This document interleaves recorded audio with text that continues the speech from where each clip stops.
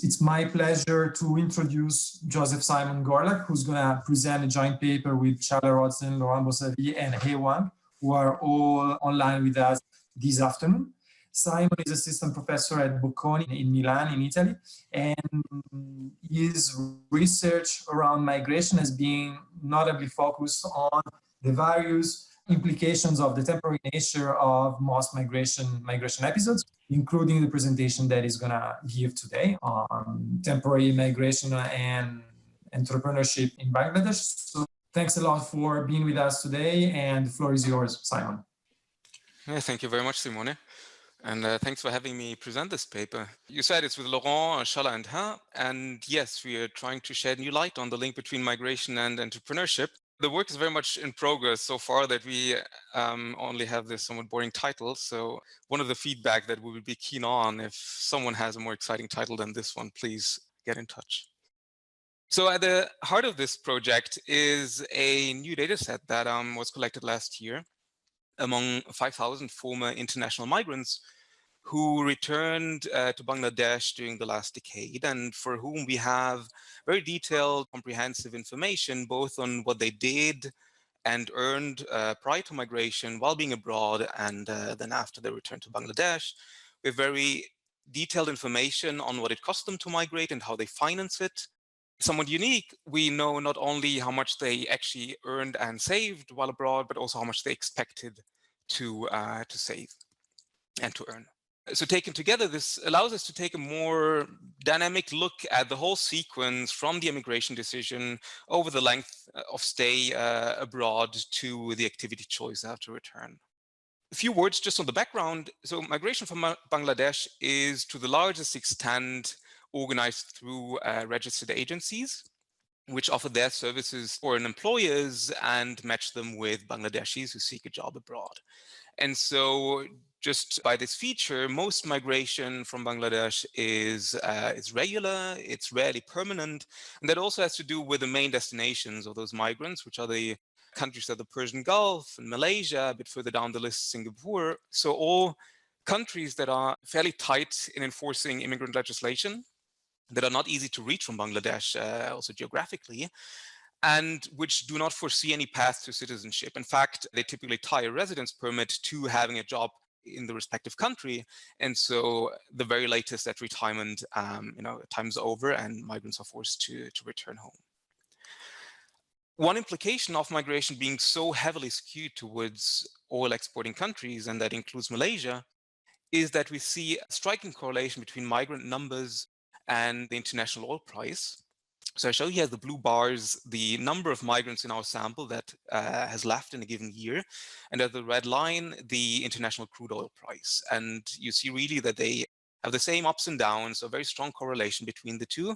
A co-movement that we do not see with respect to wages paid to these migrants, as the dashed line here. So this indicates that it's not primarily the economic incentive in the form of wage differentials that really governs the trends in migration here, but that it's more of a labor demand side story, so that at times when oil revenues are high in destination countries, some sectors like construction or the extraction industries have increased labor demand, and so more work visas are issued. Now, that's a feature that makes this context very different from, say, Mexican migration to the US or North African migration to Europe. And it's something that I just want you to keep at the back of your mind, and I'll get back to that when I present the model that we use. It's somewhat unique to the setting here, but something that we think is worth accounting for.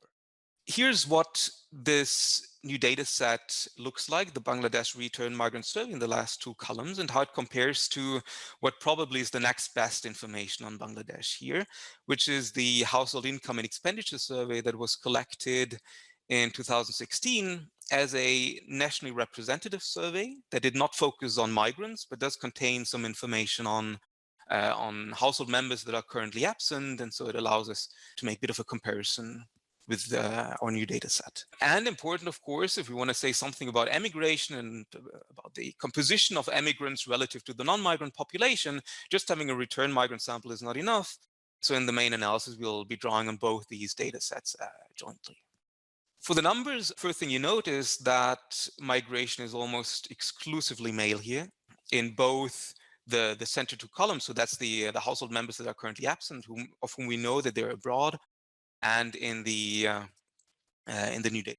The education distribution is somewhat compressed in both cases as well. There's very few high-skilled migrants in the sense of tertiary educated ones, but that is also the case in the population. In fact, we'll drop those guys from the main analysis later on. Yes, migration is heavily skewed towards the Gulf countries and South Asia. South Asia here really meaning Malaysia and Singapore. They've been abroad for not so short periods, 6.5 years on average. So a typical job contract would be for 2 or 3 years. In Malaysia and Singapore, it's often just 1 year initially, but those contracts can be extended, and they are. At the same time, we see a good few of those returnees stating that they had to return before the contract was up. So either because they had a visa issue or because they were laid off. So two aspects that are really very similar in those destinations under the sponsoring system that's in place there.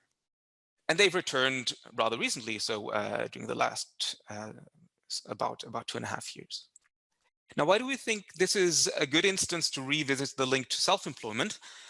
At the bottom here, you have a bit of an indication. If you compare the ratio between self-employed and wage workers in the non-migrant population to that in place among the return migrants in this sample. So let me show you a little more detail on this.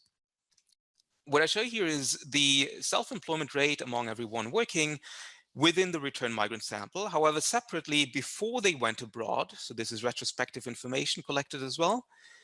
And then after the return. And so you see a massive movement into self-employment. These are the same individuals of whom we know self-employment up to around the age 40, by the time of which pretty much everyone has migrated. And just to show you that there's nothing strange about this data set, I add the self-employment rate among non-migrants from the Household Income and Expenditure Survey. And what you see is that the non-migrants or not yet migrants in orange are really on the same trend as non-migrants would be. So this gap continues here, it shrinks. It's like a cumulative process with age as more and more individuals move into self-employment, but the gap remains. And it's actually the difference between the green and the blue line that many studies have focused on. So when looking at self-employment rates in migrant sending countries, comparing the share among those who have been abroad to those who have not been abroad. So the literature has thought about, of course, what could be behind this effect. And one main candidate is foreign asset accumulation and financial constraints in the origin country. There are other possibilities like human capital accumulation abroad and so on that we think apply probably less to Bangladeshi workers. And in fact, in our survey, we have very direct evidence on what can be behind this. So self-employed respondents are asked for the main source for financing their business. And half of them say that this is savings from having worked abroad. The share actually increases with education levels up to 65% for higher skilled ones, but it's above 40% even for the lowest education group. So these are large numbers, and we think are very direct evidence really that this is an important channel here in this context at least. Again, this can be different in other settings, but here this seems to be what's going on.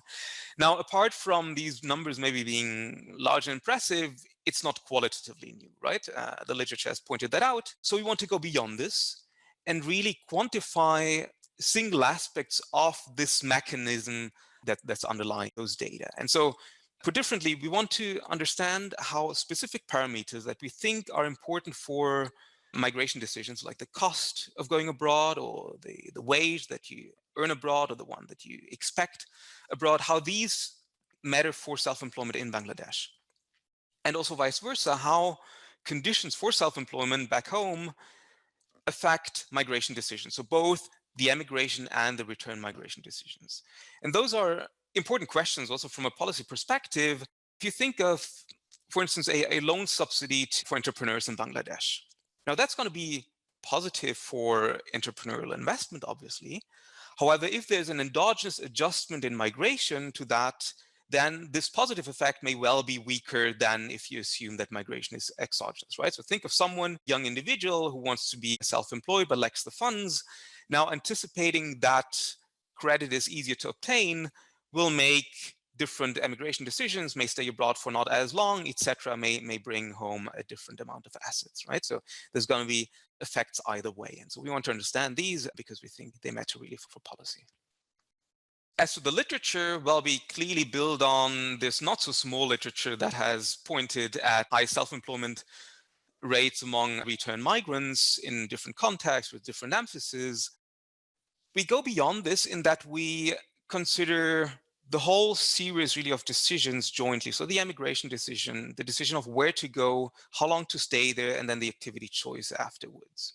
And we use for that a model that is ultimately too flexible to produce unambiguous theoretical prediction that could be tested exogenously. So we want the model to be a fair representation of what's going on, and then we estimate the model directly on the data sets that we have, and we also use the model directly to evaluate those counterfactual policies that I've mentioned on the previous slide.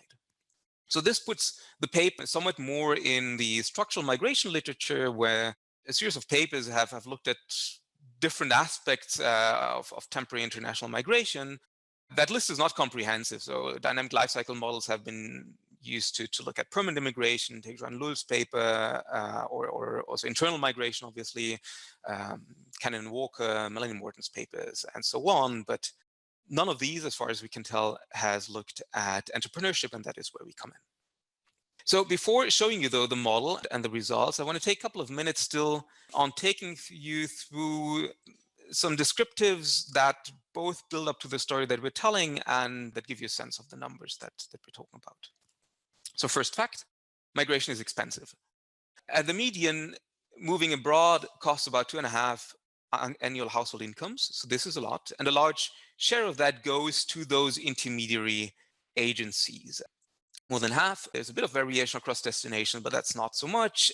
And so given that the cost is so high, this is going to be an important parameter, not only for who can afford to migrate, but also on the subsequent choices, like how long do you need to stay abroad in order to recover that cost? What's going to be the extra assets that you can repatriate, and so on.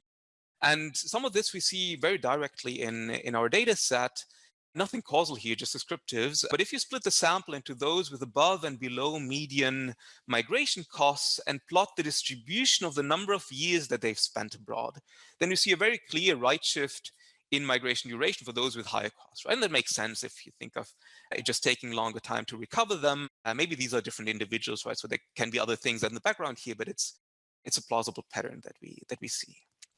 Now, how do they fund those costs? Sorry, Simon. Yes, please. Just one clarifying question. So what would be the difference between a high-cost individual and a low-cost individual? So what is the type of cost that the high-cost individual would have with respect to the low-cost individual? So there's a bit of variation across destination that I showed you. Highly educated ones tend to have higher costs as well. That may have to do with the contracts that they form with those agencies. So these, I guess, the pricing policies of these agencies would be a very interesting topic to look at. So that is probably going in the background there. If we see higher costs for higher educated individuals, there's some variation by agent sector, but it's going through that. Also, it might matter from which geographic region you're coming. So if your whole village has a contract with a company in Saudi Arabia, then it lowers the cost. There are certain economies of scale. Yeah, so they borrow. Over half of them report doing that. And if you look at how much they borrow, you see that actually a fair share just covers the entire cost on loans. So what I show here is just the ratio of the amount they borrow to the cost that they report, conditional on borrowing. And you see that while not everyone may have access to credit, those who do seem to have a fair chance of being able to cover the entire cost on loans. And that makes it very different from loans for entrepreneurial investment, for instance, where you'd rarely get 100% loans, right? A typical offer there also from microfinance institutions active in Bangladesh would be that you're required to save up half of an investment and then the other 50% you get as a loan. That does not seem to be the case here. So we don't see a spike at 50% or really anywhere here clearly. But access to credit, if you have it, seems to be relatively generous. And if you think of it, it's maybe not so surprising in the sense that those migrants go with a contract in hand, right? They don't go abroad and are unemployed. And so they're probably good clients to lenders, right? As opposed to an entrepreneur who, of course, can go bankrupt, but can also probably shirk more easily about profits to a lender than those migrants can. either way, this is something that we want to reflect in the model that I'll show you in a second. Simon, can I ask you a quick question? Of course, yes. Do you know whether once they become entrepreneurs upon return, they are still borrowing from the same money lenders from which they got money to finance the migration cost? My sense is that these are different money lenders. I'm not sure we have that in the data set directly. I think we looked at that outside the data set at some point. Yeah, we have information on whether it's the same like type of source, but not like precisely like whether it's the same lender or not. Okay. Yeah. But I think so some institutions like BRAC or so, I mean, that people have worked on, they do have loans for different, both migrant loans and entrepreneurial loans. But I think generally it's not necessarily the same. Also, there's a lot of informal borrowing from money lenders and things like that. So, which you don't want to ask too many questions in a survey. Thanks. Right. Is it worthwhile making this investment? Yes, it looks like it can be. So migrants do earn a good bit more than what they earned prior to migration, about 3 times as much. What is important, though, is that they seem to have had yet higher amounts in mind prior to migration. So the survey also asked them retrospectively, how much do you expect to earn prior to migration? And I show the distribution of this here in green compared to the orange one, which is the actual wage earned later on. And you see this across destinations. You see this, what is maybe somewhat surprising, not only for the lowest education group, but also across education levels. Now, 2 points here, though. First, this is retrospective information, I said it. That means there might be recall bias, but if anything, we'd expect recall bias to shift those distributions closer to each other. So the true gap might actually be larger than what we see here. The other thing is that this is within the return migrant sample. So obviously there's a selection into migration, and the selection is going to be based partly on your wage expectations, right? And that can certainly explain part of that gap.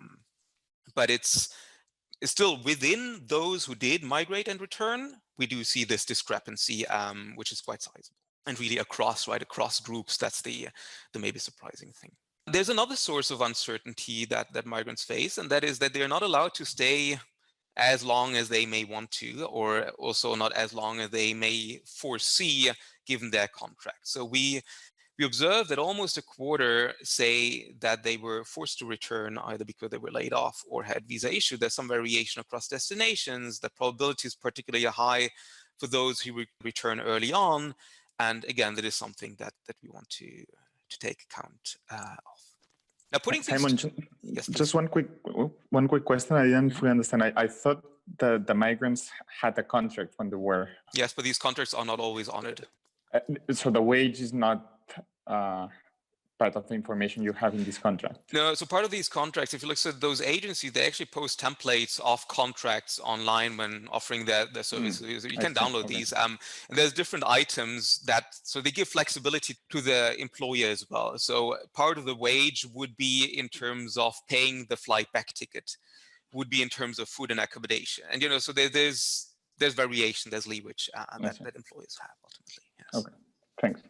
So when we put this together, I think there's pretty strong evidence that the finance channel is an important one here in this link between migration and entrepreneurship. We see a lot of these migrations being financed on credit with potentially high return, but also uncertainty. So they have all features of a classic investment. And so the way we'll treat it is essentially as an intermediate investment on the route to self-employment, which may be necessary either because self-employment is yet more expensive than migration, and we have evidence on that, or because access to credit is not as good for self-employment as it is for migration. And again, I've given you some arguments on this as well.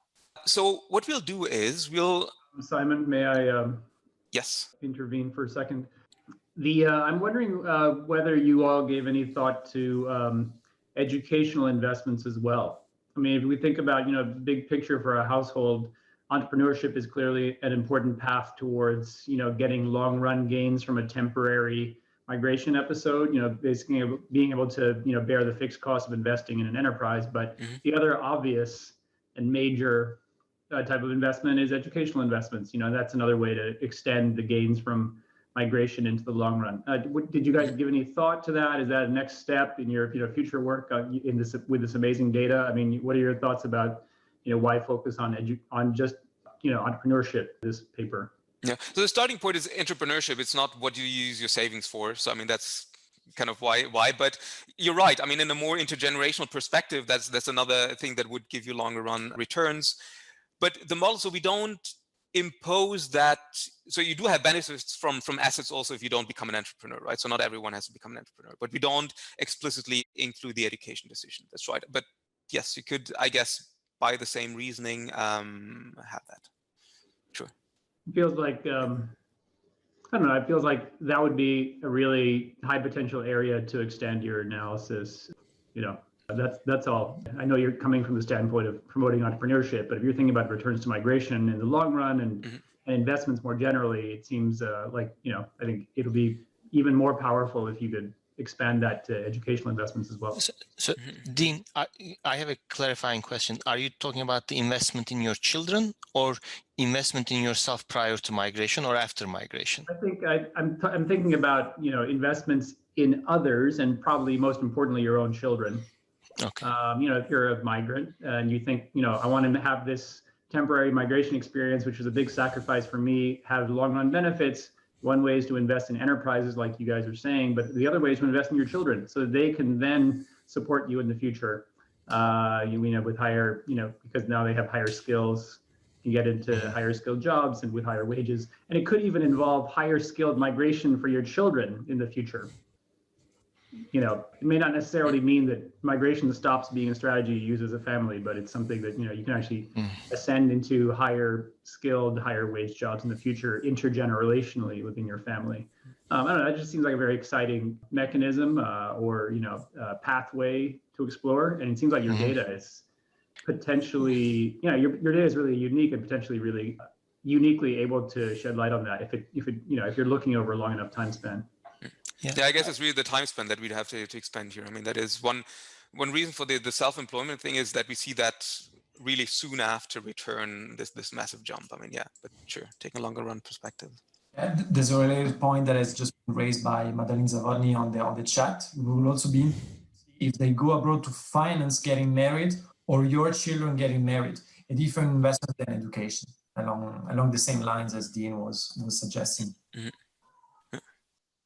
No, fair point. So things other than entrepreneurship in the model will be consumption benefits, ultimately, whether that is, marrying or, sure, education at this additional component of potentially very longer term returns as well, but yes. No, thanks. Right, so the choices that we do consider is the self-employment choice, then both the emigration and the destination decision, and the return migration choice. And to estimate the model, we'll have to draw on those different data sources, right? Because we want to also include the emigration decision, which with the return migrant sample alone, we wouldn't be able to do. So we'll put this in a dynamic life cycle model into which we want to feed as much of the detailed information that we have in the data set. So one, on migration costs, on credit access, probability that you're forced to return because your contract is terminated, et cetera, et cetera. So this is how it looks like. We'll keep track of a set of state variables on which those choices are based. I don't want to take you through all of these, but just highlight location, which is both a state and a choice variable, and where we restrict attention to Bangladesh and the 5 main destinations. So together, these cover a little less than 90% of all migrants, I think 87%. So Malaysia, Oman, Qatar, Saudi Arabia, and the UAE. And I'll now just take you step by step through the different choices and towards the end, put things together in the dynamic specification of the model. So first thing, individuals can become self-employed if they pay an investment cost, which can be financed up to 50% on credit. That is, if your stock of assets is at least half that investment cost, you have the choice between becoming self-employed or staying a wage worker. If the asset stock is too low, you have to stay a wage worker. These epsilons here are taste shocks for being in a specific sector, and the V's are remaining lifetime values that I'll be more specific about in a couple of slides. If you are self-employed, you get a profit that depends on your education level, your age, and on unobserved factors. If you're a wage worker, that wage depends on where you are. as well as on, again, observable and unobservable factors.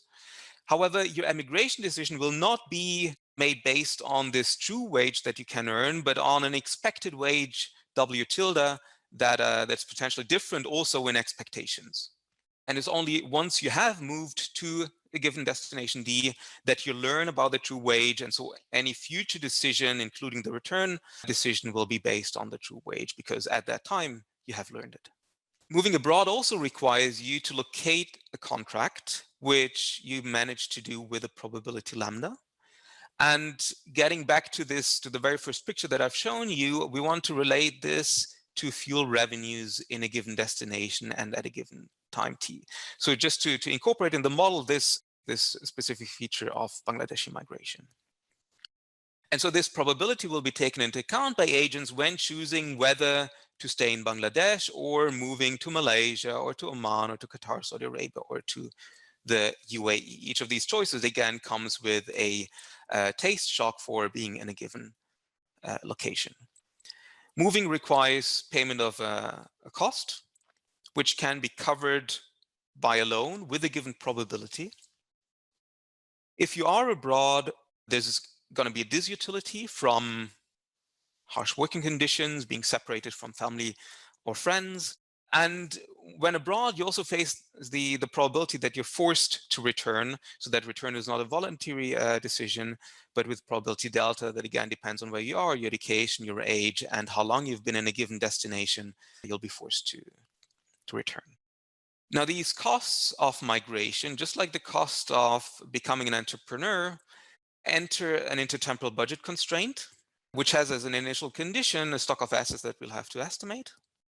Also, an initial condition is that you may inherit a business. So not every entrepreneur has to make that investment. Some can be entrepreneurs from the beginning of working life because they inherit a family business. And so putting all this together, finally, this is the dynamic settings of the Bellman equations for these individual values, lifetime values.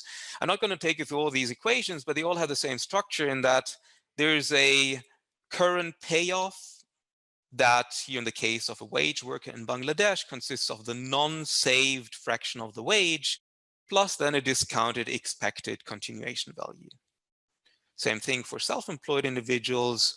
If you're abroad, on top of this comes the disutility from being abroad in a given destination. All this varies by education levels. And the continuation value when you're abroad has to involve this risk of being sent back home. If you're not being sent back, you have the choice of returning or of staying for at least one more period in the destination. So how do we bring this to the data? A good few components of the model have a reasonably close measure in one of the data sets. So the cost, wages, the probability of job termination, I've shown you these. In fact, those are all functions of state variables, as I've indicated on the previous couple of slides. So, right, this risk here, this probability is depends on where you are, age, education, how long you've been abroad. And so it's these functions that we pre-estimate outside the model, and then we, strictly speaking, we're not feeding these components in, but the parameters of these functions into the model. Some of the information is taken from other data sources, like the chance that you inherit a business, and interest rates are taken from the literature. Now, this still leaves us, though, with 52 parameters that we'll estimate by method of simulated moments. So we'll use the model to predict outcomes that we make look as similar as possible to outcomes in the data, outcomes that are informative about different parameters. So these are all sets of parameters that vary by education. If they are destination specific, they vary by education within destinations. So we're reasonably flexible in selection on observables, partly to compensate, of course, that we cannot do a whole lot on selection on unobservables, given that the data sets that we have ultimately are cross-sections. Very briefly on this probability that you can locate a job contract abroad, because that's a little more complicated than the others and requires some additional assumption. We need to assume that fuel revenues in destinations that enter this probability are exogenous to anything that happens in the model. So in particular, migration decisions will not influence fuel revenues in those destinations. Second, labor supply by Bangladeshis always exceeds labor demand in those destinations. We think that's a reasonable assumption to be made here. And third, we need to assume that the elasticity of migration of migrant numbers with respect to fuel revenues is the same as the elasticity of the probability of you locating a job abroad. So notice not these outcomes that are the same, right? There's a probability, that's the number of migrants, but their elasticities with respect to fuel revenues. If that's the case, then we can, again, outside the model, regress migrants on fuel revenues to recover a parameter linking these two and feed that into the model, and then estimate the intercepts in the relation between the probability that you get a job contract and fuel revenues in this structural estimation, so by matching emigration rates. Just to show you these moments, so the first set is the emigration rate. In this case, that comes from the household income and expenditure survey. So we target the immigration rate for all these destinations, Malaysia, Oman, Qatar, Saudi Arabia, and the UAE. And within each of these, the immigration rate of different education groups. So that is the illiterate, the less than secondary, some secondary, and completed secondary educated individuals. And each time in blue, you see the data, and in red, you see what the model predicts. Same thing for the number of years abroad, again, for the same categories and for remaining other outcomes that identify the remaining parameters. The moments that we have a bit of trouble matching here is self-employment. So the model has a hard time matching this really high self-employment rate that we see in the data. But yeah, so broadly, we get the patterns. So let me show you what we do with this.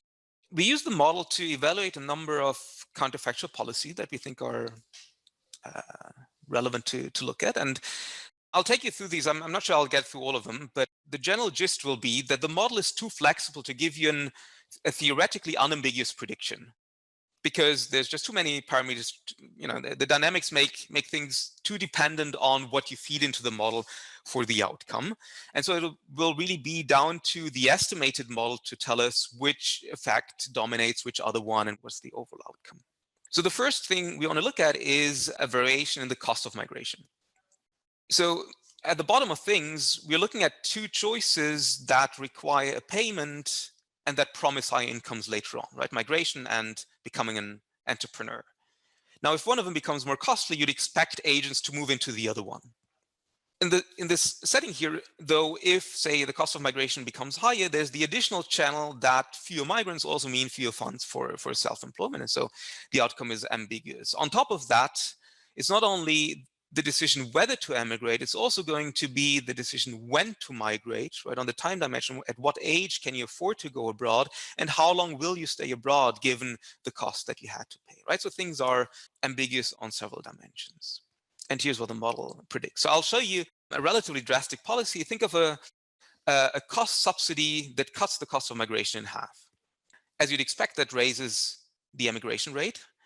That rise, however, is concentrated among younger individuals when financial constraints are most binding. At the same time, this shortens migration duration. And if you recall that descriptive figure that I've shown you earlier on, where I showed you the distribution of migration duration separate for those with high and low migration costs, the model replicates, you know, these patterns without us actually targeting this full distribution. And to just be a little more detailed still, I distinguish here the behavioral change within the migrant population that would move anyway. So also under the higher baseline cost. That's the dotted line here. So the movement from the dash to the dotted line is a purely behavioral change within the same group of migrants. On top of that, there may be a compositional change in that you have these additional migrants who might have, you know, different migrant duration. They might be of different skill levels. They might migrate at different ages, etc. And you see, though, that this compositional change doesn't matter a whole lot for the change on migration duration in this case. It is useful, though, to understand what's going on with asset repatriation. What we have here is within the same group of migrants again, that they can afford to move earlier and they'll return earlier. That is, assets are repatriated earlier, which is good for entrepreneurship because early on you have a long payback horizon, so it's really worthwhile becoming self-employed. On the other hand, the repatriated assets are actually a little lower because those guys are abroad at a younger age, earning slightly lower wages, and so accumulate assets a little slower than if they had migrated later on. So it's theoretically ambiguous, but it's really this early repatriation that has a positive effect, and so you see an overall positive effect on business creation. What really boosts things, though, is on top of that, the additional migrants coming in and also repatriating assets. And so taken together, this makes for a sizable effect on self-employment. If you want a number on this, I show here the elasticity for different ages. So for instance, at an age of 30, the elasticity would be minus 0.12, and it increases because self-employment is this cumulative process with ever more individuals moving into it. For the cost of self-employment, the policy that we want to look at is a cut in the loan interest rate, because we think that's a plausible policy from the Bangladeshi perspective. Now, I mentioned earlier that that's going to have a positive effect, but that this positive effect may be weaker if we observe an endogenous response in migrant behavior. So here's what we get. Indeed, if we were to cut the lending rate into half, this would reduce, the model predicts that this would reduce the emigration rate by about 6%. It would lower migration duration by 6.5%. Taken together, this lowers the assets that are repatriated by over 7%. They are repatriated a little earlier, but it's a more sizable reduction in asset repatriation. And so the effect on business creation is still going to be positive, a 2 percentage point increase, but our best prediction for this counterfactual is that it would be a good bit higher if it wasn't for this endogenous response in migration that counteracts this, because individuals anticipate that it will be easier to set up a business if loan interest rates are lower. Now, if foreign earnings are so important for self-employment, we'd expect to observe something like this directly in the data. And one thing we can do within the return migrant sample is to regress self-employment on cumulative earnings. And if you do that, you'd get a positive association. You can probably get a bit closer at a causal estimate if you instrument cumulative earnings, because this is in the end, this includes both the wage and how long someone stays abroad, which clearly is endogenous to the intention to become an entrepreneur. So, one candidate for an instrument here would be an interaction of the oil price and the contribution of oil to destination countries' GDP. Always controlling for a full set of destination and time effects. So it's only the interaction that is used as an instrument. And if we do that, we get a semi-elasticity of around 0.1. Now, you believe the instrument or not, what is clear is that this is only a partial picture of what is going on, right? Because foreign earnings also will matter for the extent of emigration, which is nothing that can be captured here from the return migrant survey alone. It is one of the things that the model helps us to get a more complete picture about. So here's what we get. The model, just talking briefly through the theoretical mechanisms, would predict a boost in emigration. I think it's difficult to imagine something else. On migration duration, things are more ambiguous already, right? It depends on whether migrants are income maximizers or target savers, or put differently, if they have a preference for consuming at home, whether the income or the substitution effect dominates. The effect on self-employment will depend on whether the repatriated assets will be higher. They will be if income's higher typically, but if you return later in life, it might also be worthwhile less becoming an entrepreneur. So again, there's some ambiguity here. Now, the model predicts that migrants in our setting are income maximizers. So an increase in foreign wages leads to an increase in migration duration. The density shifts to the right, which means that assets will be repatriated a lot later on. And so the effect also on self-employment is at relatively old ages. And in fact, it's relatively modest if you only consider those who migrate anyway and who come back with more assets, but later in time. Bulk of this effect comes from additional migrants, which were not part of the reduced from estimation that I've shown you on the previous slides.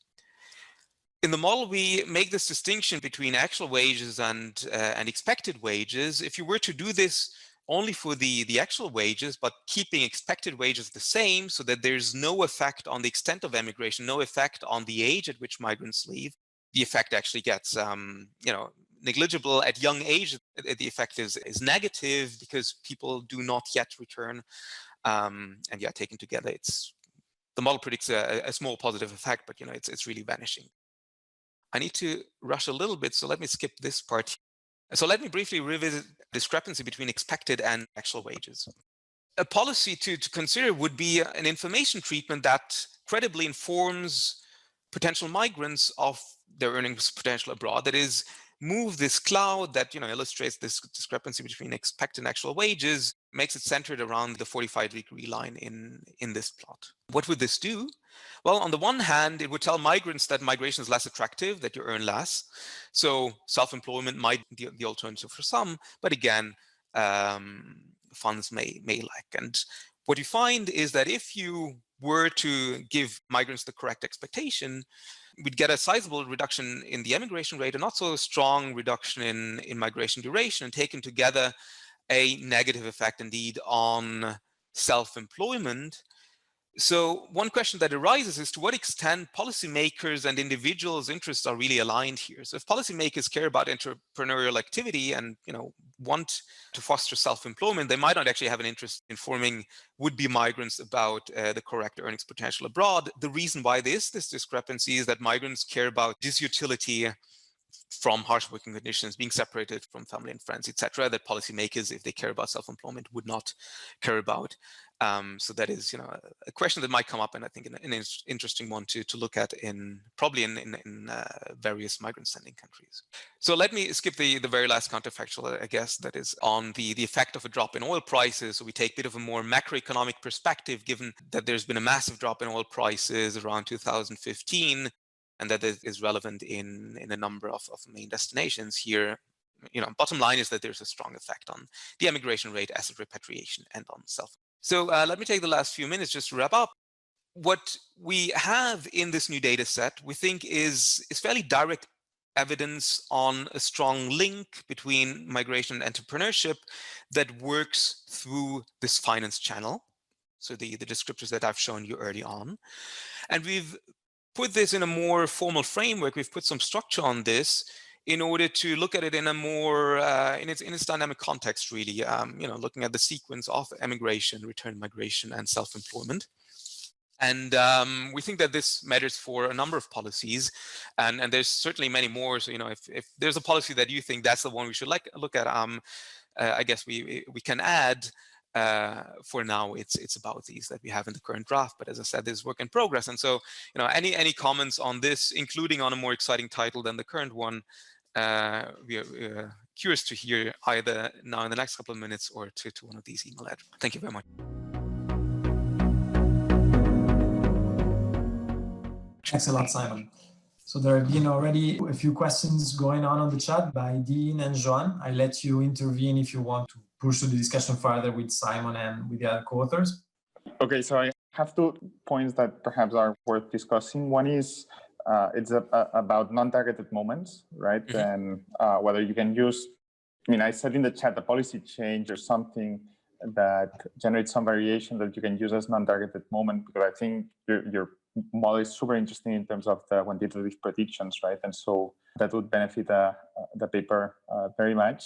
Dean was suggesting perhaps real exchange rate fluctuations. I think there are others that could be thought of. The second point, which I didn't get, and maybe it's because the first few slides I couldn't pay as much attention as I wanted, is I don't fully understand why we should expect systematic biases in the expected wages. Why? Why? Yeah. Why is it that there's this systematic bias in the wages that migrants expect and the wages that they receive? What are the reasons behind this, which I find interesting, right? But I don't fully understand why this is going on. Yeah. So I think it's, we do have, besides anecdotal evidence, Maheshwar Shrestha's job market paper, Nepalese migrants, and others, I think, have shown that migrants don't often do not have correct expectations about. Well, in his case, it was both wages and I think risks from working abroad. So I don't think it's unheard of, but as I said, so part of that story, part of those patterns could probably be explained by selection. So if the emigration decision is based on your expectations, then you'll have those with better expectations moving, right? And that would shift. So if there's noise on top of the actual wage, that adds to these expectations, and then that can explain some of this, but I'd be surprised if it explains the whole discrepancy, right? So the expectations are 50% higher almost than the actual wages.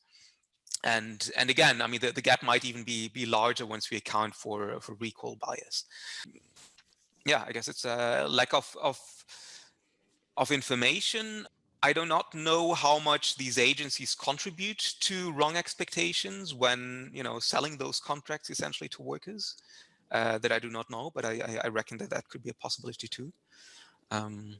Yeah, but I mean, on the precise source, we have to speculate.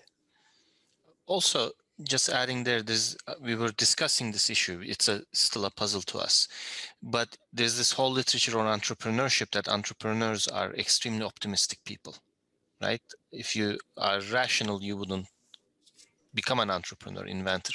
There might be a selection bias in the sense everybody might have expectations, but only the people with really positive expectations undertake the migration experience. The ones who have expectations below reality just don't even try migrating, right? That might be part of the bias. I think it's a puzzle that really deserves digging into it. But it's not, I mean, maybe, just because it raised to it, this is not strictly part of the paper, but I do have, just give me a second on the, oh no, so actually I didn't put it on there. Well, yeah, no, one thing that I find interesting, so we do have information about re-migration plans, and one thing that I did when looking into that is create a variable that is, that's just the difference in log wages. So you could call this disappointment, or how much do you fare relative to how much you expected to fare. And if you look at re-migration plans by this variable, you get sort of a plausible pattern where those who were very disappointed, so who are in the negative here, do not want to re-migrate because they now learn that it's not worthwhile, while those who were very positively surprised might not want to migrate again because they achieved their savings targets, say, right? So it's there are relations to other variables that you can tell a story about. So we do not believe that they are, that those expectations are uninformative. Just a quick follow-up. Do you also have the same graph with entrepreneurship? Yes, there's not. So no, yeah, I should say this. No, you don't have this, or like a very mild, not significant inverted U shape. I don't have this on the slide, but. Okay. But you have looked at it. Yes. Okay. Yes. Because you might think that I fully buy the story by Çağlar about entrepreneurs being typically over-optimistic individuals, and you also need the same ingredient to try your luck and migrate abroad. But at the same time, these are two closely related decisions. So you have made a huge investments and you have been disappointed. And then you show that 70% of these guys still make another huge investment into self-employment. So you might expect that indeed the extent of disappointment on your first bet should reduce your likelihood of trying your luck again. But that's just a conjecture. So yeah, no. So if you plot here this intention, you get a roughly horizontal line, slightly increasing one on around that level. So I mean, they have low re-migration plans, self-employed ones. But yeah, that's what this looks like. If I can enter there, one thing we need to clarify, two things we need to clarify. One, the self-employment we're talking about is really small-time self-employment. We're talking about taxi drivers, stalls, small things. And the reason that happens, if you look at, these are mostly either construction workers, farmers, really physical work these people do. And the wage profile of the ones who do not migrate, the ones who stay at home, it peaks at around age 45, after which, and I can attest to that, your physical strength starts declining rapidly and their income levels decline, right? These guys are trying to avoid that. If they are self-employed, the wages, they not only are able to work until they're 60, 65, but they earn steady wages. So it makes a big difference when you're 55, 60, if you have a stall, you're selling vegetables, as opposed to basically you have backaches and can't work at construction. That's what they're investing in. There was also a question by Giuseppe De Arcangelis. As Joan, I was very stricken by this difference between wage expectations and actual wages for all the education cases here. So my suggestion is the one that I wrote you on the Q&A, is whether these change in expectations, in wage expectations that you had before, that I think you showed to us with respect to the migration spell, could be used to confirm whether migrants are income maximizers or target savers. Because in case you change wage expectations, say you, as in your case, I think you were lowering wage expectations, then income maximizers would reduce their staying abroad, whereas in the case of target savers, they would increase it. So I think we had this negative relation between this disappointment and migration duration. I don't have that on the slides, and it's not, but in one of the descriptors that we generated at some point, we do find that negative relation.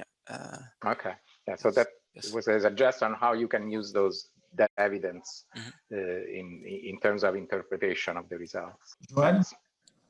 Yeah, I have a kind of, I think, related point to most of the elements that have been discussed so far. So I was wondering whether you have looked at potentially different patterns between the migrants that were forced to come back, like that had this unexpected end of contract, because they could have an expectation of wage with a specific duration in mind, but then if they have to come back after 2 years, they would have a systematically bigger gap than those that managed to get close to their expected duration.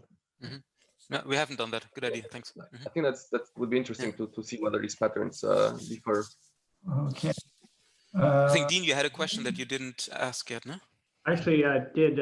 Just to build on my prior comment about looking at educational investments in the future, and I think this is a comment for, like, not necessarily this paper, but thinking ahead for the future and how you might build on this very exciting effort and this very unusual data.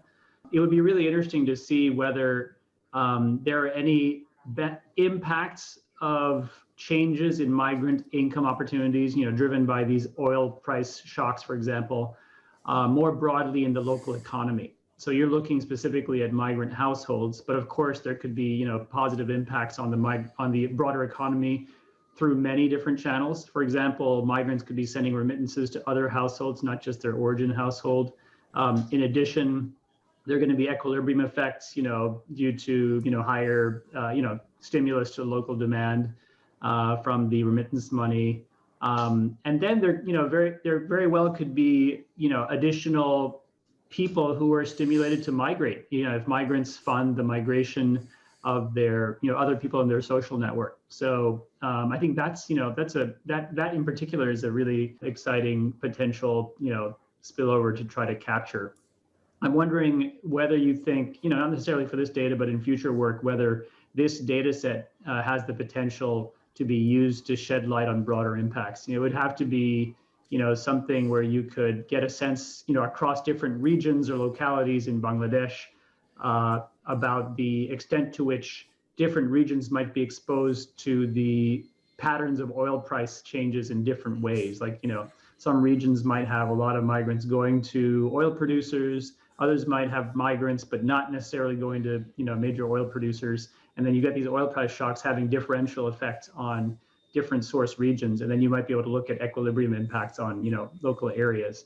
Again, I think, you were doing more than enough really exciting things in this current paper, but, thinking about the future, what kind of potential is there for doing something like that in Bangladesh? I think there would be. I mean, again, matching it to different sources, like the household income and expenditure survey. I mean, you would want not just the return migrant households for that, right? But that would be doable, matching them on a regional level or so. Yeah. But definitely for a different project. Yes.